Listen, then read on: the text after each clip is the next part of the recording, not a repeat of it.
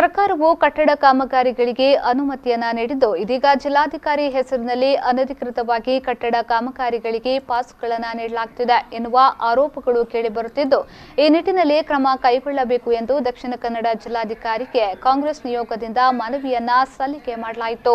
Corona ವೈರಸ್ಗೆ ತುತ್ತಾಗಿ ಜಿಲ್ಲೆಯಲ್ಲಿ ಎರಡನೇ ಸಾವು ಸಂಭವಿಸಿದಾಗ ಮೃತರ ಅಂತ್ಯಕ್ರಿಯೆಯನ್ನು ನಡೆಸಲು ಜಿಲ್ಲಾಡಳಿತಕ್ಕೆ ಉಂಟಾದ ತೊಂದರೆಗಳು ಮತ್ತು ಇದರ ಹಿಂದೆ ಸರ್ಕಾರವನ್ನ ದಾರಿ ತಪ್ಪಿಸಿದ ಶಾಸಕರುಗಳ ಮೇಲೆ ಕೂಡಲೇ ಕ್ರಮ ಕೈಗೊಳ್ಳಬೇಕು ಹಾಗೂ ಜಿಲ್ಲಾಡಳಿತದ ಮುಂದೆ ಇಂತಹ ಪರಿಸ್ಥಿತಿ ಉದ್ಭವಿಸಿದಾಗ ತೆಗೆದುಕೊಳ್ಳಬೇಕಾದ ಕ್ರಮದ ಬಗ್ಗೆ ಸ್ಪಷ್ಟ ನಿರ್ಧಾರ ಪ್ರಕಟಿಸಬೇಕೆಂದು ನಿಯೋಗ ಆಗ್ರಹಿಸಿತು। ಅಲ್ಲದೆ ಖಾಸಗಿ ಆಸ್ಪತ್ರೆಗಳು ಕಾರ್ಯನಿರ್ವಹಿಸಬೇಕು ಮತ್ತು ಚಿಕಿತ್ಸೆ ನೀಡಿದ ವ್ಯಕ್ತಿಗೆ ಕೋವಿಡ್ ಬಂದಾಗ ಅವರ ಮೇಲೆ ಕೇಸು ದಾಖಲಿಸುವ ಬಗ್ಗೆ ಸರ್ಕಾರ ಪುನರ್ ವಿಮರ್ಶೆ ಮಾಡಬೇಕೆಂದು ಒತ್ತಾಯಿಸಿದರು।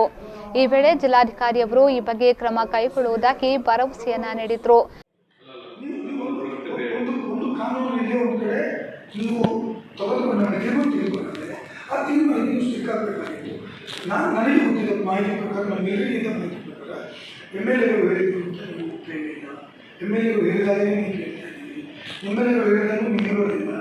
ನಾವು ಎಲ್ಲೋ ಅವರೇ ನಿಯಮಗಳಕ್ಕೆ ಡಿಸ್ಟ್ರಿಕ್ಟ್ ಅಡ್ಮಿನಿಸ್ಟ್ರೇಷನ್ಗೆ ಅವರಿಗೆ ಏನು ಬೇಕೋ ಎಲ್ಲೂ ಆಗುತ್ತೆ।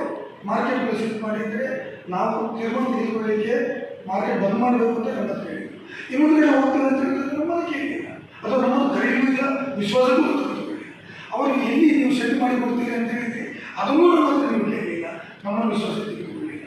ಯಾವುದೇ ವಿಚಾರ ಈಗ ನಾವು ಫುಲ್ಲಿ ಸಪೋರ್ಟೆಡ್ ಡ್ಯೂಟಿ ಬಿಗೆ ಫಾರ್ಮರ್ ಹೆಲ್ತ್ ಮಿನಿಸ್ಟರ್, ಬಿಗೆ former food and supply minister, ನಾವು ಎಷ್ಟು ಜನ ಇದ್ದರೂ ಕೂಡ ನಾವು ನಿಮ್ಮ ಎಲ್ಲ ಸ್ಟೆಪ್ಸನ್ನು ಅಪ್ರಿಷಿಯೇಟ್ ಮಾಡಿದ್ದೇವೆ ಮತ್ತು ನಿಮಗೆ ಸಪೋರ್ಟ್ ಮಾಡಿದ್ದೇವೆ ಮತ್ತು ನಿಮ್ಮನ್ನು ಕೇಳ್ಕೊಂಡಿದ್ದೇವೆ।